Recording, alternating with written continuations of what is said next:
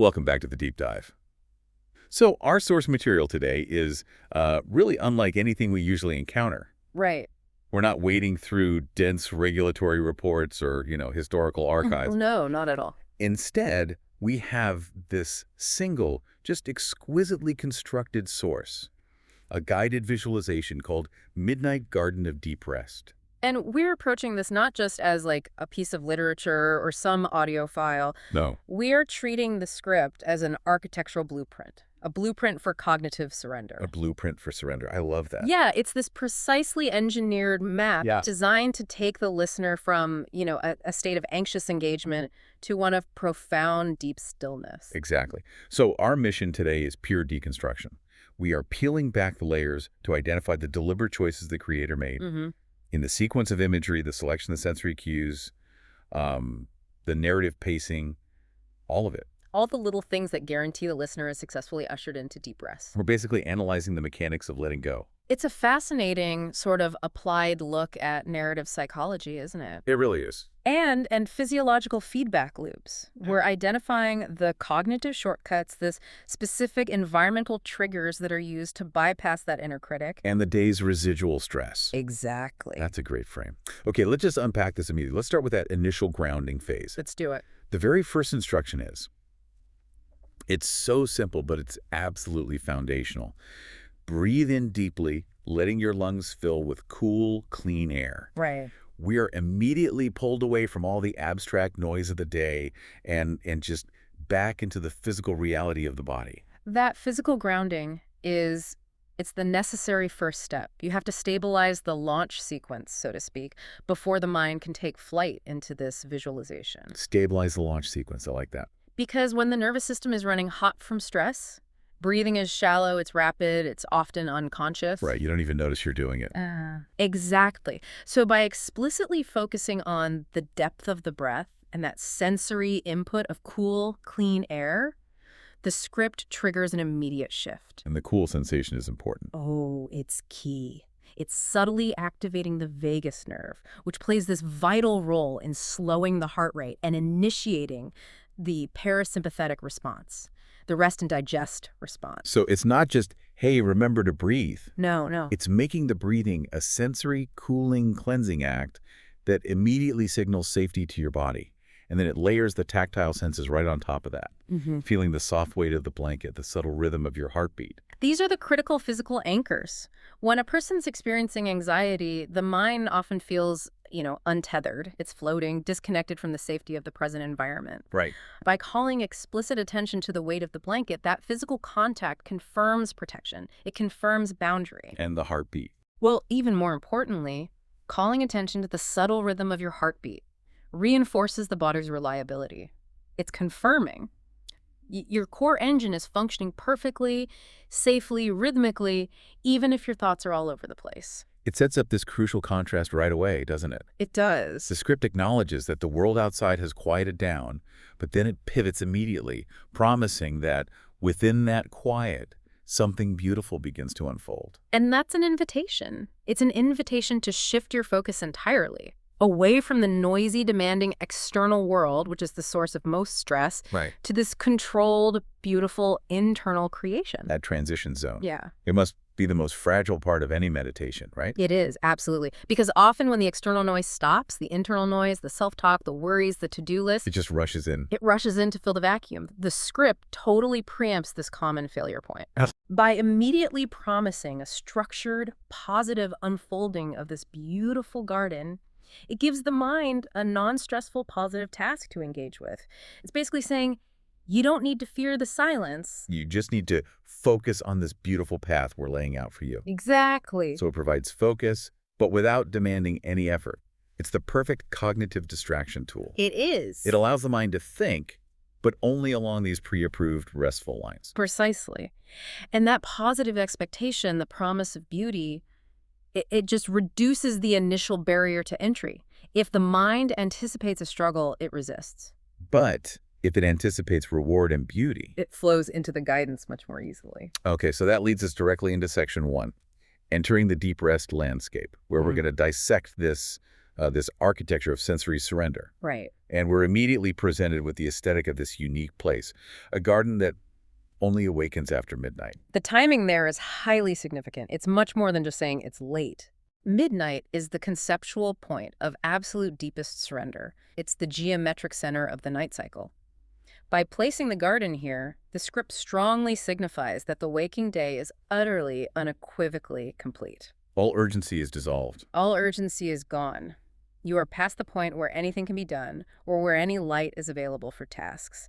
It's an immediate environmental metaphor for finality, for completion. And the visuals just reinforce that theme by being so non-aggressive. Exactly. We're talking about light, but it's lunar, it's ethereal.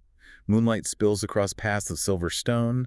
The petals are illuminated softly from within, as though recharged by the stars above. This is not light that's demanding your attention. No, it's offering gentle guidance. And the choice of silver stone versus, say, warm, inviting cobblestone, that is a subtle but powerful psychological tool. How so? Silver is universally associated with the moon, with reflection, with intuition, and with cooling. It lacks the demanding warmth of gold or the harshness of an electric light. The whole environment is designed to cool the system down. Both physiologically and psychologically. Both. When the surfaces you walk on are cool and reflective, they communicate calm. And that idea that the flowers are recharged by the stars, it suggests that the energy powering this place is cosmic, infinite, Sustainable. Yes, sustainable. Yeah. It doesn't rely on human effort or limited resources. It connects rest not to personal accomplishment, which is what we often tie to our daylight routines, but to a fundamental universal law. You don't have to earn this rest. You don't. You are simply stepping into a system that is running on stellar power. This radically lowers the mental effort required. If the system is effortlessly running on cosmic energy, the listener's job is simply to exist within it. It's restful by design, like you said earlier. And this seamless sensory immersion continues with the olfactory anchors. Oh, yeah. These are some of the most potent triggers for the human nervous system. They're the fastest route to the limbic system, right? They bypass conscious thought. Entirely. The air is rich with the fragrance of lavender and night jasmine. We all know lavender is the classic, heavily research-backed sedative. It slows the heart rate, it lowers blood pressure, it's the core of the relaxation signal. But why the night jasmine? What does that floral complexity add beyond just the lavender sedation? Okay, so night jasmine adds this essential layer of exotic richness, a reward. If lavender signals safety and sleepiness, jasmine adds a touch of intoxicating beauty, rarity, luxury. I see. It elevates the environment from merely safe to profoundly pleasurable. It signifies to the brain that this deep rest isn't some medical necessity. It is a profound reward, a beautiful space reserved just for the listener. Which deepens your commitment to the experience. Absolutely. And crucially, the script explicitly states that this scent carries the promise of rest. It's not just a nice smell, it's a verbal guarantee tied to a physical input. That linkage is the key piece of linguistic anchoring. By connecting the immediate visceral sensory input, the fragrance, to an abstract but desired concept, the promise, it triggers a powerful positive expectation. So when your brain registers the lavender-jasmine mix, it immediately anticipates the reward state, which deepens the sense of peace. It's using scent as a deeply rooted psychological primer. It's effectively preloading the mind for surrender. So we got the silver light, the cooling air, the rich scents. Now we hit the tactile and auditory grounding. We're told to take our first slow step forward, barefoot onto cool grass. This creates a beautiful sensory contrast, and it demands full presence. We started with the passive comfort of the soft weight of the blanket. Right. Now we have the cool grass, which is an active sensation. It's demanding attention from the soles of your feet. This specific sensory detail ensures the listener is fully grounded, fully out of their worried headspace, and fully immersed in the physical reality of the garden floor. And I love this micro detail, which is where the architectural precision really shines for me. Yeah. Each blade bends gently beneath your feet, releasing a faint sweetness. That moment is pure validation. Think about the psychological impact. The environment is acknowledging your presence. It responds to your minimal effort, just stepping forward with a subtle, unexpected reward. Sweetness. It confirms to the subconscious that you're welcome. Yes, that your movements are harmonious and that the garden is yielding to you, not resisting you. That faint sweetness is a microscopic moment of pure, positive feedback, reinforcing the cycle of peace. It's saying, you belong here. It's the opposite of walking on sharp gravel or uneven pavement, which would immediately trigger vigilance. Exactly. Every detail is calibrated to switch off vigilance. And at the same time, we introduce the crucial auditory element, the murmuring stream. Right. It is, of course, soothing and rhythmic, but the descriptor is critical. It's a sound that seems older than the world. That's where it moves beyond just simple background noise. Absolutely. This is where the script transcends simple relaxation and moves toward, well, toward temporal dilation, existential peace. What do you mean by that? Stress and worry are intrinsically linked to modern, near-term concepts. Deadlines, appointments, immediate needs. When a sound is described as older than the world, it connects the listener's immediate experience of rest to something primordial, eternal, unchanging. It shrinks the scale of your current anxiety. To near zero, you are resting to a rhythm that predates your worries by millennia. Wow, that's a huge psychological maneuver. It promotes this incredibly deep sense of security, almost like being held by the oldest, most reliable energy source imaginable. It just removes the urgency entirely. And the stream doesn't rush, it murmurs. It's constant, inevitable, and fundamentally safe. It provides a non-threatening, stable auditory focus. So as we continue down the path, we follow this gentle path winding through arches of ivy that glimmer. And then we meet our subtle singular guide, the white moth. The moth is just a brilliant, counterintuitive, symbolic guide. How so? We usually expect a meditation guide to be forceful, right? Secure, purposeful, a sturdy bridge, a fixed lighthouse, a strong animal. But the moth drifts lazily by. It's modeling the exact state we should be achieving. Effortless movement, it is the visualization of non-striving. You know, I wonder though, does that laziness ever feel frustrating? For a listener who's highly anxious and goal-oriented, wouldn't a more purposeful guide like a strong boat or a fixed lighthouse be more secure? That's a sharp challenge. Why rely on the fragility and wandering nature of a moth? It highlights the genius of the specific choice. A strong boat or a fixed lighthouse signals destination and arrival. Which implies effort, a goal. Right. And the anxious, goal-oriented mind tends to fixate on the endpoint, which creates pressure. The moth, by contrast, signals process without purpose. It embodies passive observation. It never rushes. It simply exists in the gentle flow of the environment. The guide isn't meant to get you somewhere. It's meant to teach you how to move effortlessly. And its wings are beating time to a melody only it can hear. That really leans into the passive observation. That phrase is a mechanism for redirecting cognitive effort away from your internal dialogue. If you were asked to follow a specific audible rhythm, your brain would engage its analytical centers, trying to find the beat, keep time. But you can't. You can't. By making the melody only the moth's, the visualization provides an external focus that is inherently unknowable. You can't replicate its rhythm. You can only observe its effortless internal existence. It encourages pure, passive, non-judgmental observation. Which is the cornerstone of mental surrender. The moth is the gentle, transient metaphor for acceptance. That effortless observation prepares us perfectly for Section 2, where the narrative builds toward these explicit moments of cognitive release. The first major turning point is the still pond. We followed the moth, and it gently circles this pond, which is so calm it mirrors not just the moon, but the listener's calm reflection upon its surface. The still pond is the script's mechanism for providing objective self-validation. It's a profound psychological mirror. Okay, unpack that. Up until this point, the listener has been following instructions and, hoping they're relaxing. Right. The pond provides undeniable visual proof. If you, the listener, see your calm reflection, not a strained, worried face, it confirms internally that the prior steps, the breathing, the sense, the cool grass, They've worked. they have successfully initiated the relaxation response. It's the visual evidence of your subjective internal peace. It locks in the progress. So the journey has been validated. But then there's this vital detail about distraction that gets introduced. Ripples spread outward, tiny silver rings fading peacefully into the dark. This is a sophisticated instructional tool for handling the inevitable return of thought. The cognitive ripple. A cognitive ripple, exactly. In deep relaxation, the hardest thing is dealing with the inevitable distracting thought. Most people panic when a thought intrudes, believing they've failed the meditation. Yeah, that happens. This visualization acknowledges that thoughts will still surface, the tiny silver rings, but immediately provides a perfect, observed model for their gentle dissolution. They fade peacefully back into the dark. It trains the mind that disturbance is temporary, harmless, and naturally returns to stillness. without you needing to exert effort or panic. Exactly. So it sets an expectation. A ripple is okay, a thought is okay as long as it fades. The critical instruction is not to engage with it. Exactly. It removes the profound anxiety about being anxious or distracted. It normalizes the process of attention and return. And immediately after this demonstration of transient peace, the script delivers its core philosophical statement. The voice of surrender. Yes. This is the explicit, direct command. It's a whisper that acts as the narrative major turning point. The soft voice says, "There is nothing left to do tonight.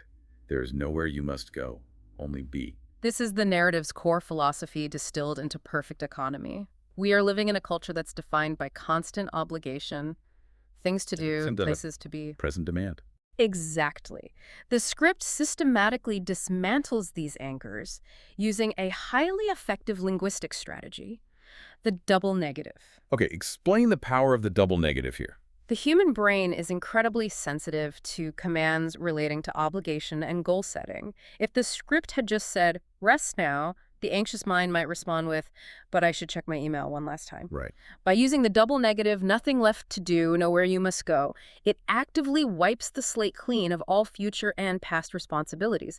It provides this comprehensive, unconditional permission to stop striving. It tells the part of the brain responsible for vigilance and task management that this work is officially done. It's over. And the culmination, only be. That's pure presence, demanding nothing but existence. It's the ultimate state of cognitive rest. It is. It asks for presence without expectation, without judgment, without action. It is the destination state.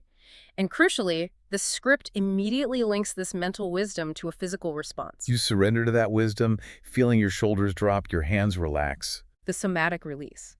It verifies the psychological success. The listener receives the mental permission, and the body immediately responds by releasing muscular tension in the classic places we hold: stressed shoulders, jaw, hands. It's a feedback loop. A vital one. The physical relaxation deepens the mental understanding of surrender, creating this positive cascading effect of peace that reinforces the validity of the whole visualization. So with that core wisdom accepted, we move into the next phase, the willow grove and time dissolution. And the choice of the willow is strategically sophisticated. Willows often carry associations of, sadness or melancholy in literature, weeping willows. But here, that inherent downward motion is repurposed. That's so. The branches sway slowly, weaving patterns in the air like lullabies. The drooping, languid form of the willow, which is naturally slow, is transformed into a source of gentle, rhythmic comfort. So it takes a symbol of vulnerability and makes it a symbol of protection. It does. It leverages the visual rhythm of the plant to create reassurance. And then you get that critical detail about temperature that addresses primal comfort. The earth feels warm despite the cool night. This feels really important. It is a masterstroke in managing the listener's physiology and deep-seated security needs. The overall environment, midnight silver stone, is cool, which is essential because physiological cooling is a crucial component of falling asleep. Okay. However, the exact spot where the listener rests must be fundamentally safe. Warmth signifies security, nesting, mammalian safety. It's the thermal anchor. A thermal anchor that reassures the limbic system, the brain's emotional core, that even though the world is cooling down for the night, this immediate resting spot is protected and thermally inviting. It satisfies that deep biological need for a safe, warm place to curl up. Even within this cool, ethereal garden. Yes. So the visualization is managing both the thermal environment needed for sleep induction and the psychological environment needed for absolute trust. That's holistic design. It is. You can't achieve deep rest if the body feels cold or unsafe. The warm earth ensures that vital sense of security. And finally, in this section, all the individual sensory inputs we've gathered. The creatures moving, petals opening, the water. All of it, it's merged into a single soothing harmony. So we shift from distinct sounds to an ambient, non-distracting hum. Why is that specific blending so important right now? This is the elimination of cognitive contrast. When sounds are distinct, when you hear a bird call, then water running, then a leaf rustling, the brain has to expend cognitive energy to categorize, identify, and localize those events. which keeps the frontal cortex active. It does. When all those gentle sounds blend into a single soothing harmony, the brain stops trying to process individual events and accepts the soundscape as a singular, unified, non-threatening background hum. It becomes a form of white noise. Exactly. It allows the mind to fully disengage from external processing and dive inward. The harmony is the sound of total, unified peace and cognitive ease. Okay, so as we move into section 3, we're moving past physical relaxation and into this realm of deepening the stillness, where the boundaries between waking and dreaming start to dissolve. The script explicitly addresses the unimportance of time. Perhaps minutes pass, or perhaps hours. The purposeful dissolution of time is key to accessing truly deep rest. As we discussed, stress and anxiety are intrinsically tied to future timelines. Deadlines, obligations, the clock. Right. By blurring the listener's perception of minutes versus hours, the visualization detaches the listener from temporal responsibility and accountability. If time is rendered meaningless in this place, the pressure exerted by the clock just vanishes. And the state of consciousness becomes deliberately mixed, entering that fuzzy boundary state. We get dream thoughts mingle with waking ones, creating images that shimmer for a moment and dissolve like mist. This is the intentional induction of the hypnagogic state. The transitional phase. The transitional phase between wakefulness and sleep.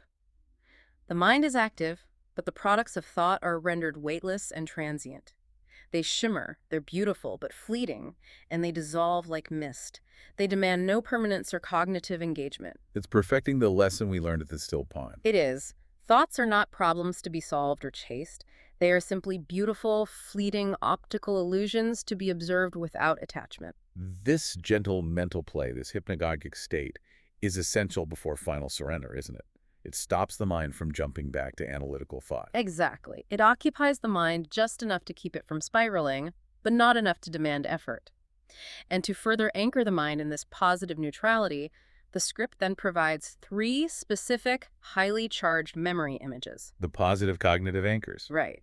A mountain that touches the clouds, a lantern that never goes out, the laughter of rain across open fields. These are incredibly strong, evocative symbols. Let's really analyze the function of these 3 specific images surfacing at this final stage. They're clearly designed to replace any residual anxieties. They are. They serve as pure, positive archetypes designed to counter the 3 most common forms of anxiety: instability, uncertainty, and emotional heaviness. Okay, let's start with the mountain that touches the clouds. This is a symbol of permanence, aspiration, and unshakable steadfastness. If your daily anxiety comes from feeling unstable or overwhelmed, the mountain provides the cognitive counter-argument: unshakable stability. It represents an endurance that transcends daily chaos. So it grounds the listener in the idea of resilience without requiring them to actively be resilient. They just observe the mountain's existence. Correct. Then the second symbol, a lantern that never goes out. The symbol of constant internal light. Yes. It counters anxiety related to darkness, fear of the unknown, or feeling lost, that fundamental human fear of darkness. It represents enduring hope, certainty, an intrinsic source of guidance. And crucially, the light is internal and inextinguishable. It reinforces the listener's internal locus of control. That's the subconscious message. Even in the deep dark of the night, you have an inner light that is constant and safe. You are never truly lost or alone. And finally, the third image, the laughter of rain across open fields. That is just pure, cleansing, joyful spontaneity. It's countering the feeling of emotional burden or heaviness. Rain is a powerful archetype for renewal, for cleansing, for emotional release. But describing it as laughter. That transforms the act of necessary cleansing into an experience of pure, unbridled, simple joy. These 3 archetypes, stability, guidance, and joyful renewal, are woven softly into the fabric of rest, providing the subconscious with positive material to neutralize any lingering negative stress. That is profound. They're affirming existence, light, and joy as natural states that are available within the deepest rest. And after this deep, gentle cognitive integration, we receive the signal for the final transition, the bridge of light. This signals the final crossing, the transition from the highly detailed sensory garden into the pure, formless space of unconsciousness. The narrow bridge of light is the safe, directed conduit. And the perspective shifts here, which is fascinating. It does. The listener is looking down at clouds drifting lazily like great islands of sleep. The clouds are personified as containers of rest itself. It elevates the listener. It creates a tremendous sense of distance and transcendence from the earthly worries left behind in the garden. You're floating above the mundane, looking down upon rest itself, which is now massive and accessible. So the bridge ensures the final movement is gentle and intentional, not abrupt. A smooth passage into the formless space where sleep occurs, and that gentle glow expands finally into the last critical destination, the seaside of calm. And this final landscape has to integrate everything we've learned so far. Particularly the concept of rhythm. We moved from the murmuring stream, which was a localized rhythm, to the sea, a universal, vast, inescapable rhythm. The focus is entirely on synchronization. Waves curling and rolling in the slow rhythm of breathing. This is the ultimate synchronicity. The massive external power of the environment is now effortlessly mirroring the body's essential autonomic function. It's the ultimate physiological feedback loop, and the narrative's final proof of success. Remember at the beginning, the listener had to consciously focus on deep breathing. Right. Now the body's rhythm is no longer a conscious effort. It is effortlessly mirrored by the massive power of the ocean. The synchronization achieved here is fully autonomic. The body knows its rhythm is correct and validated by the entire safe environment. There's no more monitoring required. And this seaside of calm provides the most active and explicit form of mental cleansing in the whole script. Yes, the washing away of worry. This is the script's core mechanism for emotional disposal, and it's brilliantly executed. The metaphor is concrete. Each wave pulls a leftover worry from your mind and carries it out to sea. And worries are not treated as vague feelings that you have to fight or ignore or analyze. No. They're treated as discrete, temporary objects that can be physically pulled away and permanently disposed of by a force of nature. That distinction, worry as a concrete object rather than a feeling, that's key to providing closure, isn't it? Absolutely. The mind cannot fight a feeling effectively, but it can visualize the disposal of an object. The metaphor provides closure because the listener watches the worry actively depart, carried away by a natural force, the wave that requires zero effort from them. The emotional labor is shifted entirely to the environment. It is, and the resulting sensation confirms the successful disposal. Feeling lighter, softer, and whole.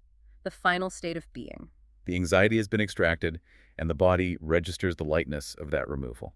And the whole visualization culminates here, right before the fade to silence. The narrative has to know when to stop guiding. Right. It's the final act of trust. The listener has to be left alone with their achieved state of peace, proving that the tranquility is now internally sustainable. The final sounds, the sea singing, the stars drifting slowly overhead, are purely environmental. They require no further cognitive processing, no interpretation. The only remaining focus is the listener's breathing, which steadily matches the rhythm of the waves. Synchronization achieved and internalized. The final line about the tide of sleep rising fully is such a powerful summation. It treats sleep not as a forced cessation or something you fail at, but as a natural, inevitable force, a tide that carries you effortlessly to the deepest stillness at the heart of the night. It is safe, inevitable, and healing. Mm-hmm. The structural ingenuity here is genuinely breathtaking. It's like a complex clockwork mechanism built entirely of sensation and metaphor, designed specifically to dismantle the mechanics of the anxious mind. It truly is. It's a testament to the power of narrative architecture applied to psychological needs. Okay, let's synthesize everything we've just decoded. This deep dive revealed that the Midnight Garden of Deep Rest is this incredibly sophisticated toolkit for achieving complete cognitive surrender. It's a journey meticulously structured in 4 stages. Right. First, the journey begins with tactile and somatic grounding. The cool air, the blanket, the heartbeat. Shifting focus from external chaos to internal stability. Second, it moves to selective sensory immersion, using these highly specific inputs, the cooling silver light, the dual sense of lavender and jasmine, the ancient murmuring stream. To create a unified, non-threatening environment. Exactly. Third, it pivots to narrative surrender, where the still pond models the gentle dissolution of thought, and the voice provides that explicit, unconditional permission to only be, dismantling the cultural pressure of obligation. And finally, it achieves cyclical, rhythmic release at the seaside of calm, where the body's breathing is validated and mirrored by the vastness of the ocean, and worries are actively disposed of by the waves. The core insight, I think, lies in the fact that deep rest is achieved not by fighting or forcing the mind, No. but by providing it with a gentle, structured, and richly detailed alternative landscape to inhabit. And the worries aren't ignored. They are actively, safely carried away. It converts mental effort into passive observation and release. The power lies entirely in the extreme specificity of the imagery, the faint sweetness of the grass, the moth's private melody, the warm earth, and the mountain that touches the clouds. That specificity prevents the mind from wandering into negative or vague territory. It gives the brain just enough beauty and detail to focus on, without ever demanding cognitive labor. It proves that to surrender to stillness, you must first construct a perfect, safe container for that stillness. And that container has to address every sensory channel and every layer of anxiety, from the immediate physical tension to the existential fear of the unknown. It really does. The source ends by noting that the rising tide of sleep carries the listener toward the deep stillness at the heart of the night, where dreams begin and the body rests completely. So if that stillness is the ultimate goal, and the visualization's success relies entirely on its architectural precision. Its silver paths, its warming earth, its specific scents. Here is the final provocation for you, the listener, to mull over. The Midnight Garden relies on archetypes of coolness, permanence, and ancient rhythm. But comfort is deeply personal. So if the creators of the script had designed it specifically for your unique sources of anxiety or comfort, perhaps you find peace in the warmth of a crackling fire, the purposeful movement of a strong river, or the sound of distant church bells. What new, unique landscape of light, sound, or feeling might you need to construct based on your own deepest sources of security to ensure your personal journey to that core of stillness is successful? What does your perfectly engineered tide of sleep look like? Something to reflect on perhaps right before you drift off tonight. Thanks for joining us for this deep dive into the mechanics of midnight peace.